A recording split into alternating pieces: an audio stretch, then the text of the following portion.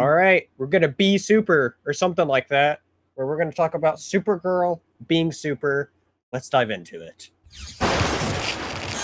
Welcome to the Dingus Den.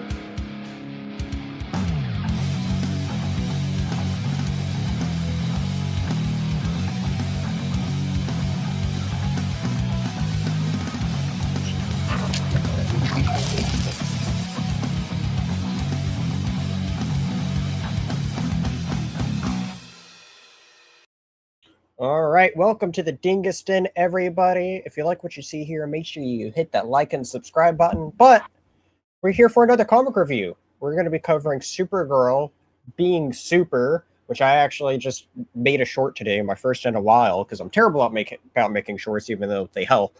Where I showed off new comics I bought, and this was one of the 6 that I got in the mail. And maybe it's a good thing that this was part of my free one for buying 2 get 1 free, because I have some thoughts on this one. um you know so, and we'll get into that here momentarily, but um we want to do something Supergirl, since as of the time of recording, and it won't be out too long after that Supergirl the movie just came out, the second DCU movie, which has been gotten very mixed reactions. I will say, without any spoilers, it was a movie I enjoyed, but I also definitely understand the criticisms I've been reading about it. And so, but yeah, um, this story though, it's an interesting one.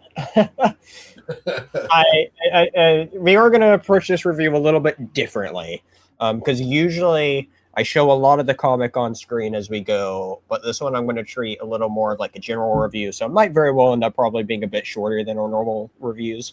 I mean, we'll see where it goes, but yeah, just a little bit differently than how we normally do things. I want to try a little bit something different with this comic. But yeah, so this was interesting because this series debuted in late 2016. So that's almost 10 years old. 4 issues. See here, Mariko Tamaki was a writer on this, and then Joelle Jones did the art, and then also see Sendu Floria, which I guess I don't know, that it's just what the credits say here at the beginning. But shout out to everybody who did this, as well as I guess would there be 2 different colorists for this? Because this was a weird thing that I was just showing right beforehand. Is there's 2 different editions of this. The one I have, this is a reprinted young adults graphic novel version. Like, they don't even acknowledge that this was originally 4 issues, and it comes with like different coloring and stuff, which is interesting. And so like you get into it, and I like the use of the colors here,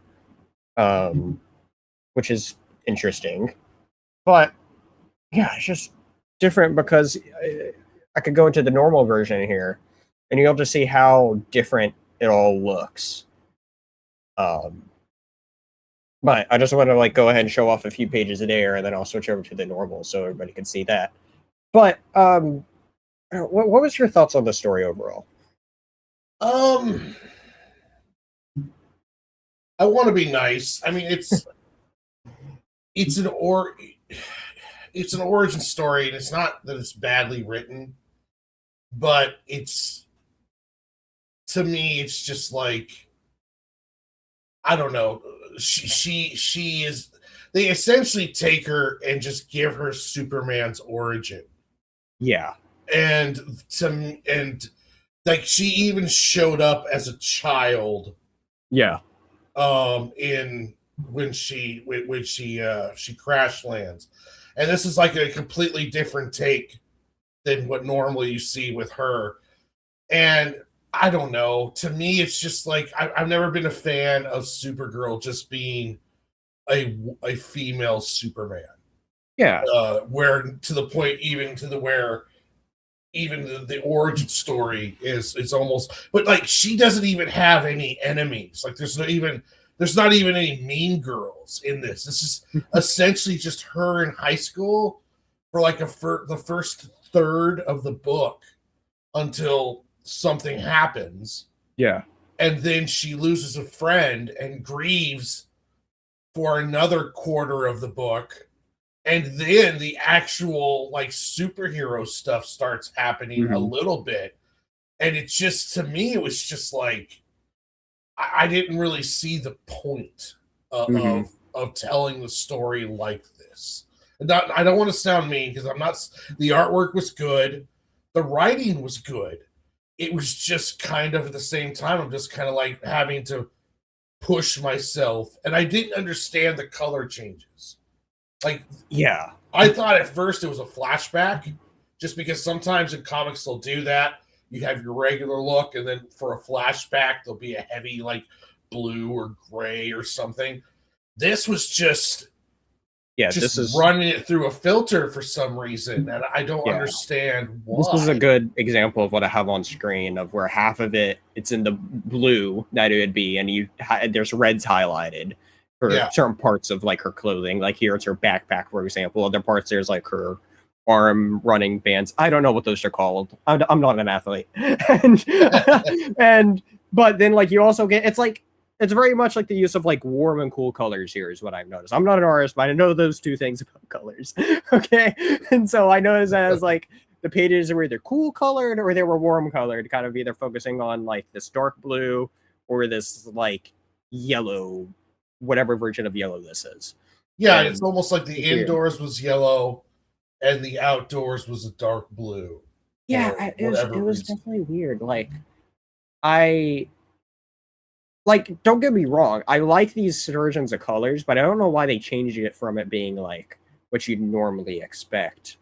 And I was definitely thrown off by the fact purpose behind. Yes, I could not figure out the purpose. Me neither. So we're in the same boat. If anybody knows and is a fan of the story and knows the purpose of why, I'd be very curious in hearing why.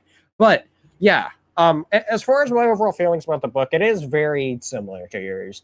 I was reading this, and once the thought entered my head fairly early on, like I don't know if I hit a quarter yet, but I was like, this feels like Smallville, but it's Supergirl instead of Superman. Yeah. Is what the thought that entered my head, and I was just like, there's nothing about this, and this goes into a point that you just brought up a moment ago, is there's nothing in this with her character that made it feel like it wasn't just a female Clark Kent, because I agree about, like, it's important to have the two distinctions, right? And this is something that I really liked about the Woman of Tomorrow comic, and one of the reasons why Supergirl has never really stood out to me as a character. And I do want to go and delve into other Supergirl stuff, and I hope that they're not all just written like this. Is, just, as you said, just a female version of Superman, right? Like, I understood, like, why they wanted to kill her all the way back in Infinite Crisis on Infinite Earths, because it's being like, she's just a female Superman at that point, the Marv Wolfman didn't like having two super people. It's like, I get it if they're just feeling the same, Yeah. And so... I mean, I get they're cousins, but that doesn't mean that they're just twins that... Yeah. And, like, I think this is the first time you actually see her abilities is when she lifts a tractor. Very Superman thing, Clark Kent thing, lifts her tractor to help her farmer dad. Yeah. And, and it's like that's like the first real time you get to see her powers, I think, up until now in the book. Yeah.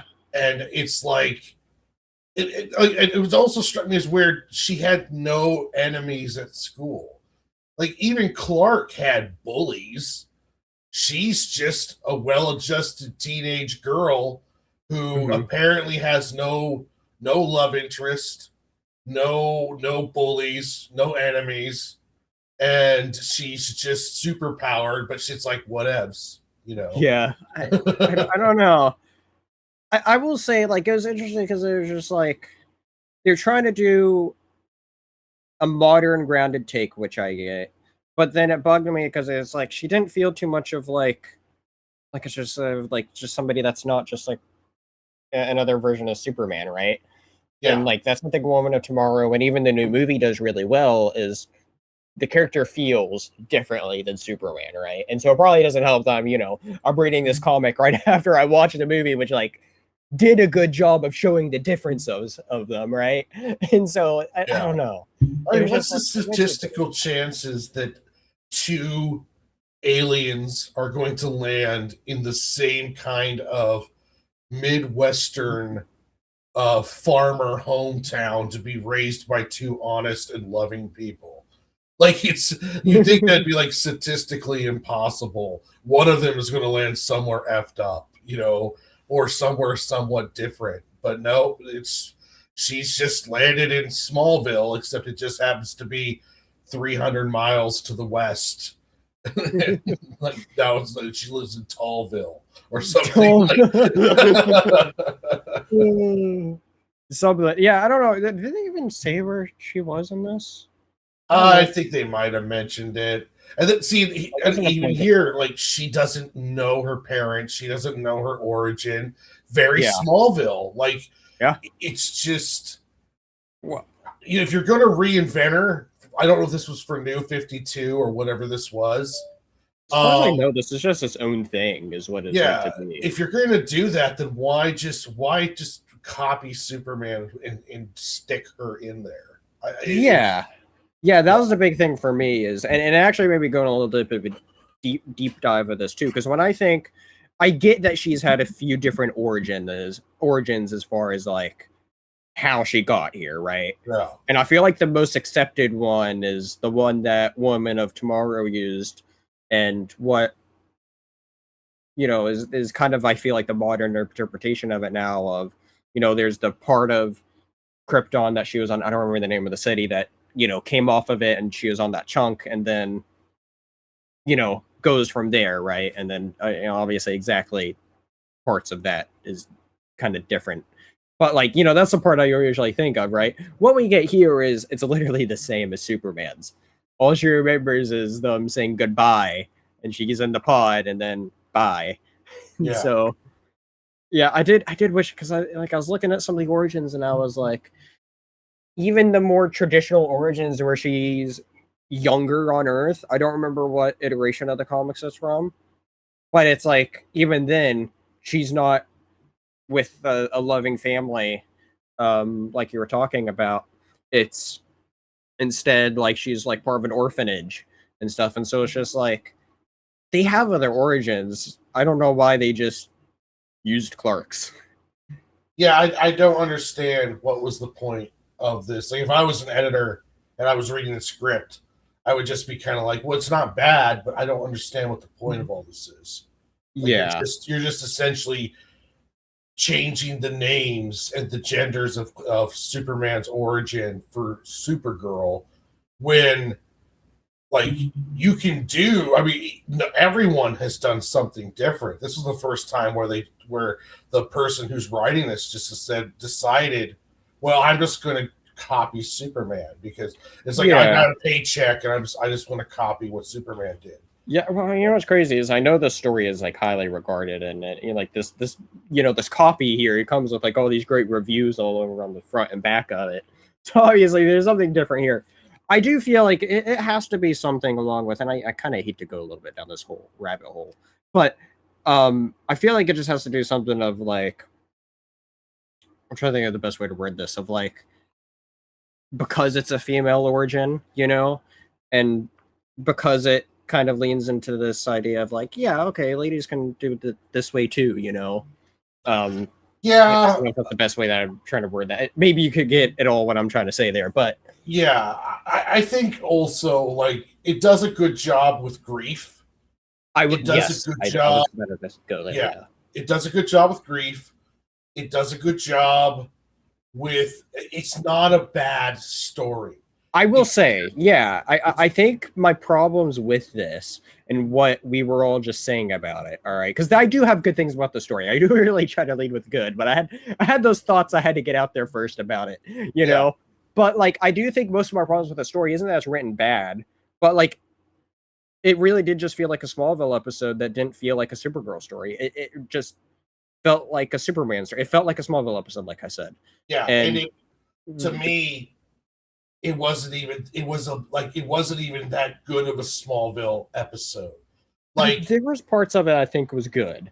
yeah, Yes, the first third was like, or quarter was slow, right? Yes, I agree. It was slow, but at the same time, it's setting up its characters. I get that, right? Very Smallville thing to do when a small town premise, blah blah blah, right? But when it gets into actually losing a friend, um, I definitely felt the emotion there. I won't lie, especially when you see her having to deal with it. There's this one scene. Hold on, I'll find the scene. There's one part, and I would say it's probably the best part of the book too, where she's like remembering her friend and like kind of seeing like the ghosts of her friend or oh yeah, like when she's running and stuff. yeah, there's that Yeah, part that yeah. is really good. Like that page in particular I thought was really good. I'm trying to pull it up here, but sometimes the DC app is dumb. uh, but there it is, this part in particular, right? She's reminiscing and like seeing like, it's a cool way to like show their memories together and her going through the grief of it all. And I think it's important to say like this is something that this is, I think, the main part that is unique to what you could say this being a Supergirl story. Because the biggest thing about Supergirl that makes her unique and what stands out largely about, especially Woman of Tomorrow, which I did recently review, go check that out, is, you know, unlike Superman, she actually like felt the loss, right? And this is Yeah. kind of that version of that, right? Obviously, I think a Woman of Tomorrow it hits a lot harder because that makes this point of, you know, that she lost her people multiple times. And not only did she lose Krypton and thought she had hope on of the city that survived, but then also the city is destroyed, and she just kept on felt like she was losing everybody, right? And this one I think is that to a smaller scale, to that kind of Smallville like feel, right? Which is something that we don't really get with like Smallville or Superman stuff. At least young Superman stuff, I've never really seen anything like this happen. I'm not super familiar with it, but I've dabbled in it a little bit. Um, but no, like I thought this part was really good though. Like I thought it was a really good point of the story. Like I thought, I still thought the story was good, right? It's just Yeah, yeah. like I said, when I think of it being a Supergirl story, is when I have some problems with it because I think I don't know, like other than the very end, it's like you could probably call this any kind of like super story, it'd still work really well. It's just when I think about being Supergirl, it's like how is this different than Superman? It's really the biggest problem Yeah, I have. yeah, I'd have to agree. Yeah, I also agree too. Like the grief and the loss, and that's also important for super people characters. Like Mhm. they're essentially gods, and you can Yeah. almost feel like you can do anything. Mhm. And then when you realize that you can't do everything, that you can't stop Yeah. every bullet, you can't stop a Yeah. heart attack. That's why, like, Clark used losing his father to a heart attack at just old Oh my age. gosh, it's the best way for him to lose it, and not a Oh fucking yeah, tornado, Snyder. Sorry. yeah. There's nothing he can do. There's Yeah. nothing. Like it's Yeah. like he's completely helpless. Yeah. It's just life. Yeah. And that is one of those things that is good for the defining of a hero and also to help teach the hero Mhm. that, hey, life is precious. Even Yeah. for an immortal, you there are things that you Mhm. can't stop. Yeah. And I don't I don't know if they've really delved into that side of it because it was essentially her having a power wig out that's the reason why her friend died. See, yeah, they gave the reason of why her powers didn't work, and it was a twist that I didn't see it right away, but then once they kind of started talking about it a little bit, I was like, okay, I see what you're doing here. Yeah, You know, yeah, yeah. they were definitely kind of making it obvious of like, oh yeah, this bracelet that I gave you is definitely something going on here. And it later having the LexCorp tie-in, I thought was like a good way to tie it into the overall picture. Yeah. And I did like how the universe tied in by the end. I was like, okay, that's a cool way and clever way to, well, maybe not clever, but it was a good way to do it though. But yeah, like as far as like the actual event of the loss, which, I mean, I like the idea that being her friend and not like parents, because I feel like it's the kind of parents ideas It's the most commonly used because it's the easiest, right? Especially the biggest one's done it, right? Yeah. And yeah, it being done in a earthquake. It was I like the vessel of it being what seems like a natural disaster, but I'm saying that with a question mark because the book I felt like it read. I don't want to say like I I I, I want to say it felt wishy washy. Of they started making it seem like it wasn't natural, and then they were like, well, maybe it was because it wasn't them, but they didn't know, and they never gave an answer as to like why this earthquake appeared because they're like, well, experts said, was like this is an anomaly, and then they set up these evil scientists, and it's like, wait a moment, why? I don't know. It was kind Yeah, of weird. this is one hell of an earthquake, like opening up these bottomless cavernous Yeah. shafts and stuff. I mean, it was like this is just it didn't even seem natural. And I was waiting for like a villain to be involved with this, and Hmm. it's like there's no villain into the third of the book. And that Yeah. was another problem I had too. It's like I don't want to be cliche, but you're Mhm. writing a superhero origin, and you're writing a superhero origin that doesn't have a superhero or a villain until arguably the last third of the book, if not even Yeah. more later. So it's really kind of, you know, I don't know. They kind of kid gloved her through a lot of this stuff, and it's just she did have a hard time in school. Her parents are cool. Her friends are great. She lost her friend tragically to an earthquake, which was not her fault, but she did the best she could to save them, which is tragic.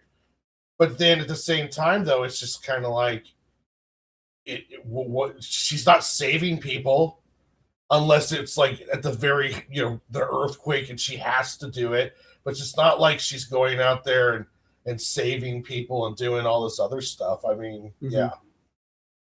Yeah, it's interesting because there's this part. This is pretty much halfway or right at the halfway point. Into the second issue where we see like there's somebody here that's held captive, and this is where we start learning of like, oh, it's there's finally more to the story, right? Yeah, yeah. And my first thought was like, are they just doing? I think it was in Invincible season one. Remember how there's like the whole underground villain thing where there was Yeah, like, yeah. I was like, is her friend going to show back up yeah, that's what as I like thought at as first. Because a they clearly set up no monster? body was found. They did say that, and then it didn't Yeah. do anything. And who's the handcuffed person? Yeah, Like yeah. okay, well, what's going on here? Is she it's just like I don't know. Yeah, they could have done something interesting. And here, and this is the other thing too, is when we actually get to see who that is, it's Oh yeah, it's yeah. it's happens to just be another Kryptonian. It's important. This isn't Kal-El. This is another one named. I assume this is an original Kryptonian, somebody I've never heard of, like Tawan, I think is the name. I believe he's in. I think he's a canon character, but I'm not 100% sure. Well, let me know what you think of Tawan, and I'll look it up really quick. Yeah, I was really pushing myself through the book, trying to make it. Yeah, it was interesting. Another Kryptonian. Apparently, they've got really good aim on Krypton when they're sending these ships out to be able to get them everywhere they need to go. Um, uh, yeah, I think I had the name right, and I can't find anything on him. um, so I don't know. Yeah, it was really weird because it was just like, oh, Tanon. Hold on, I had the name wrong. Not Talon, Tanon. Also kind of a weird name. He's gonna tan on. Um, he's a key antagonist and being super. Is this the only thing he's known in? maybe this is the only thing he's in. Apparently, this is the only thing he's in. Um, is what it seems like. Only appearances. Nope. Yeah, only appearances is in this. So never mind. That's yeah, okay. So, this is the thing, all right? Is at this point of the story, I I would hope that it obviously how would you have felt if this story decided to take more creative liberties in the second half of let's lean in on that this isn't a main DC universe story, right? And that this is a reinterpretation, right? Like, Yeah. what if, like, when they saw somebody else here, I saw this guy before he said who he was. My mind immediately went to what they did with Superman and Flashpoint, and I was like, okay, it could be interesting if they like maybe put an evil twist on Superman since she's taking Superman's role. What if they kind That of would be more did interesting. Yeah. If he's Yeah. all like, my name's Kal-El. Yeah. What's your name? Kara Danvers. That would have been more interesting. That would have been kind of like, oh. Because then Okay. I think it would have made the pill easier to swallow of her taking, a spot in what is a Clark Kent story, right? Yeah. And so, yeah, that was the big thing for me. Like, if you're going to do an Elseworld book or a book that's not connected to canon, then like it should feel like it's not connected to canon. Like this is kind of all over the place. Yeah, because I have no idea if this isn't or not by the end of reading this. Yeah, Yeah. I didn't know. I almost thought this was like, is this the new 52 version? Yeah, well, this came out right around Rebirth time, but it doesn't have Rebirth. Yeah, is this the Rebirth one where this is Rebirth? Like, I was like trying to figure out what was going on. Yeah, it's just different. I don't know. It's different because, like, as we're at that Superman point too, because this is how the story ends, where she finds out about Superman and goes to see Superman. And Tanon is still around. And he's still around. Yeah. So it's weird. Yeah. This book was that big, you would think you'd have a sequel and more with Tanon, which is interesting. Yeah, it's almost like they wanted to launch something from this, and then it just maybe it wasn't as popular with the regular reader as they thought it would be, or maybe it was part of Rebirth, but then it just kind of that stuff keeps getting shuffled around. I don't know. It's interesting.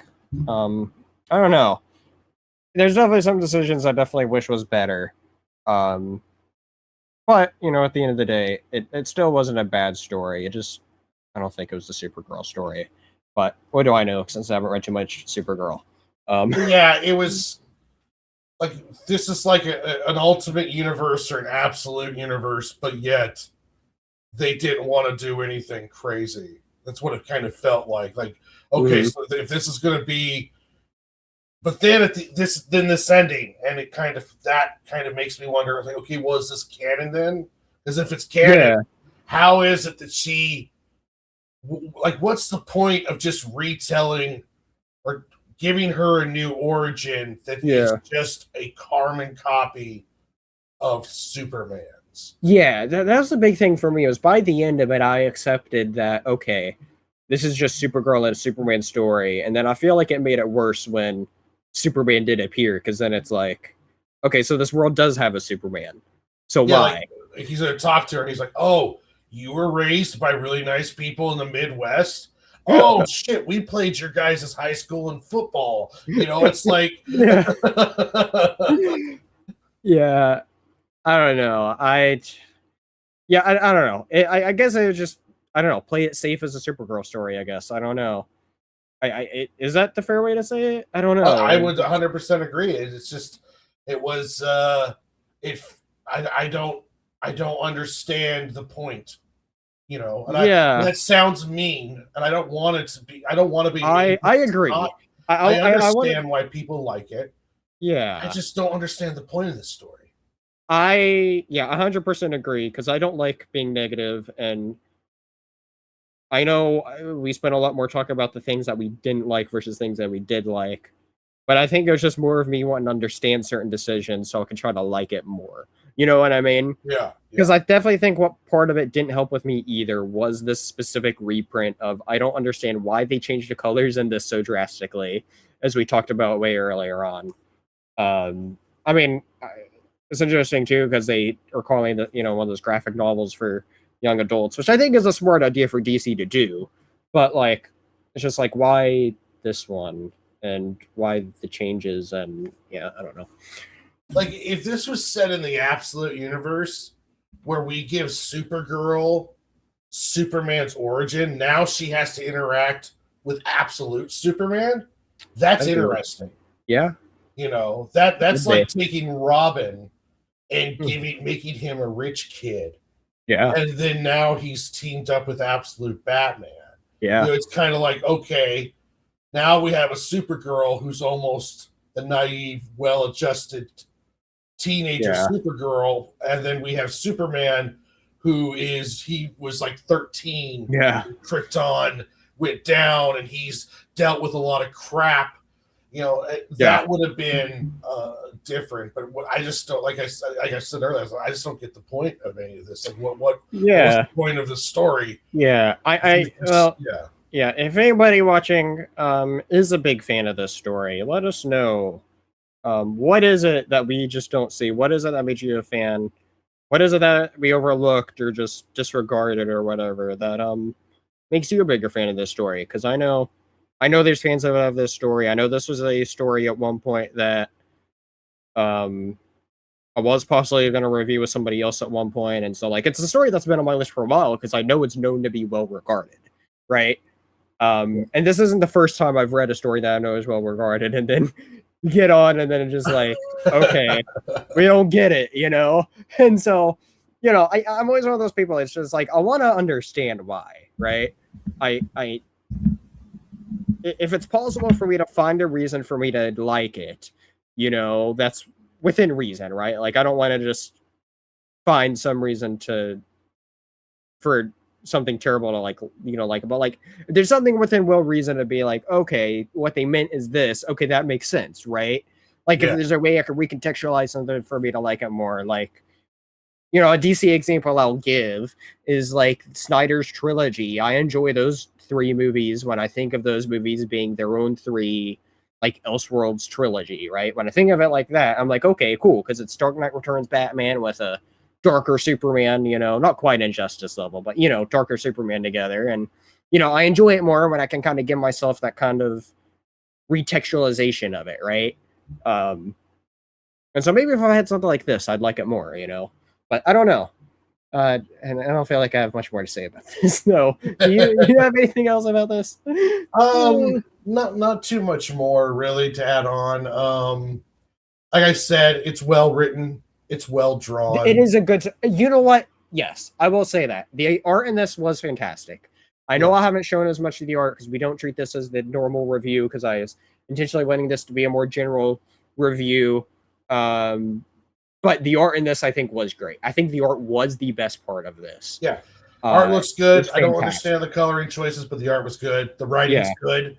It's not a bad story. Yeah, the writing was a solid story, yes. Yeah, it's just kind of like at the end of it, I'm just kind of like, okay, well, what was the point of this again? Like, yeah.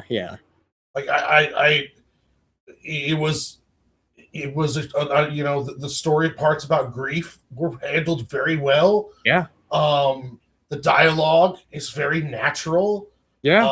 It's just it didn't, like, for the first half of it, I'm just kind of like, it just doesn't feel like a superhero story, like, at all. And then even by the end of it, I was just kind of like, well, what's the point of all this? Like, this is interesting, but this doesn't advance the character. This doesn't put her in a new place. It doesn't challenge her. This doesn't make me like, okay, wow, this is Supergirl if this was Supergirl if she was Superman. Yeah. But she's not Superman because there is Superman. It's just, I don't know. I just had the thought that I think the story would work a lot better if they kind of went with the origin of she was at an orphanage and they kind of laid into that aspect a bit more. Yeah. Because then, like, you could still have that Smallville. Like, I can get the idea of Smallville's a big thing. They want to make something like Smallville, and let's do it with Supergirl. Why not, right? And so I don't know. I think if they did it with like a Smallville origin, it could have been better, right? Or not Smallville, that orphanage sort of idea that they did. I don't remember which iteration. Yeah. Lean heavy into her being in an orphanage when she first landed on Earth and all that, and she stayed in. But like, they did that, like, it would have helped it feel. It would have had its own nice twist to this kind of story, I think, and then that way too, I just thought of too of it would also make more sense why her friends is what matters to her more, because the parents were kind of just there a lot of it. I mean, Yeah. they were just supporting people that helped her, and then they were like so supportive, and then she just kind of ran away because bad things happen. All I'm saying is I feel like it would have worked better if they had the orphanage. I just thought about that, and I was just like, maybe that's what would have clicked the story for me. I don't know. I would have liked Orphanage, and I would have liked her to been in a mid-level city. Yeah, setting change could have been nice Not as well. just Midwestern country Yeah. town, Mhm. give her like either West Coast, East Coast, something along those lines. Yeah. Give her a medium-sized city. Yeah. She's an orphan, and she has her orphan friends, and Yeah. they're experimenting on them, and just so happens one of them is a Kryptonian. Yeah. And who doesn't know what a Kryptonian is? No ship, no symbol, nothing. She just is super powered, and she's trying to hide it because she's in an orphanage. Doesn't want to be called a freak or something along those lines. Something like that. Yeah. Yeah. I definitely think there's a lot of aspects where this worked. It's just a couple of tweak things, and I think it could have been a lot better. So, but yeah, I think that does it pretty well for Supergirl being super though. What do you have as far as things coming up? Where can people find you and all that? On Fridays, I'm on. Well, my YouTube channel is the main hub of everything that I do. Fridays, I do a show called The Last Panel, where we're doing top 10s, top 5s, where we talk about movies, video games, stuff along those lines. I have a show on Monday that I do with a comic book creator by the name of Mad Mel or Melvin Cruz. And Shout out we to do comic. I would show it if I had it right by me, but I don't. But you're going to be talking to him soon, hopefully. So yeah, we'll figure out something. Yeah, we do topics like this next week coming up. We're going to be doing absolute characters, and we draw them on stream while talking and along those lines. And then on Saturdays, Sundays, Tuesdays, Wednesdays, I usually do either 2 to 6 hour streams drawing my next comic book. Quite the gap, 2 to 6 yeah, hours. Well, if I work, it's 2 hours. If I'm off, it's like 4 to 6 hours. So that makes more sense. Yeah. I'm drawing my entire comic book on YouTube, so you get to watch me do the pencils, inking, gray toning. You get to talk to me while I do it, ask questions. So if you want to watch the entire process of making a comic book, then YouTube is the best place to find me. It's cool and always a great place to hang out as well. I enjoy going over there and bugging you as I do. It's much appreciated. But yeah, fun time. Go check out channel down below. You'll see it there. And then also make sure you stick around here for all the other comic content I do, such as other reviews over other comics. And we've done you're the main person that I do comic reviews with. Every now and then I'll have to do one with somebody else, but the main reviews is what we do. But then also having some cool comic creator videos. I've been really busy over this last month with comic creator videos and coming out, and I have everything out but a Genghis questionnaire. So make sure you go check all that out. Also check out recently it was Father's Day, and so I did the new Batman Long Halloween there comic dub, and then I'll have the one for 4th of July Independence Day coming out soon as well. once Independence Day hits. And then also, very much speaking of Smallville vibes, we also do Before the Cape, where me and a couple friends talk about Smallville, which is a lot of fun, although that's on a little bit of a hiatus because, life and 4th of July happens to be on a Saturday night. And so, but we'll be back for that July, the week after 4th of July, July 11th, hopefully, for more Smallville. So, which supposedly next 2 episodes are going to be big ones. So, or big couple episodes to view. So I'm excited. So, yeah. So, like any of that stuff, make sure that like and subscribe, and we'll see you next time for the Dingus Den. Cheers, everybody. Bye.